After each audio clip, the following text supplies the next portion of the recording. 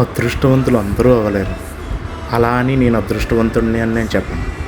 కానీ వైజాగ్ నుంచి భీమవరం వెళ్తున్న దారిలో సడన్గా ఒక అమ్మవారి జాతర చూసి చాలా చాలా చాలా ముగ్ధుడినయ్యాను. ఎందుకంటే అక్కడ కల్చర్ ఎర్లీ మార్నింగ్ 4 గంటలకి అమ్మవారి ఊరేగింపు జరుగుతుంది. ఆ ఊరేగింపు ఏంట్రా అని బస్సులోంచి చూస్తుంటే చాలామంది ఘటాలు పట్టుకొని పరిగెడుతున్నారు. అంటే అక్కడ కల్చర్ ఏంటి అంటే ఫస్ట్ ఎవరైతే ఘటం ఎత్తుతారో పట్టుకుంటారో వాళ్ళు చాలా అదృష్టవంతులంట. నేను అదృష్టవంతుని కాకపోయినా సరే ఆ ఘటాన్ని చూసి నేను చాలా అదృష్టవంతుని అయ్యాను. ఎర్లీ మార్నింగ్ 4 గంటలకి వైజాగ్ నుంచి పాలకొల్లు వెళ్తున్న దారిలో ఎందుకో నాకు మెలకువ వచ్చి చూస్తే అమ్మవారు, ఆవిడెవరో కాదు, శ్రీ మాణిక్యాంబ అమ్మవారు.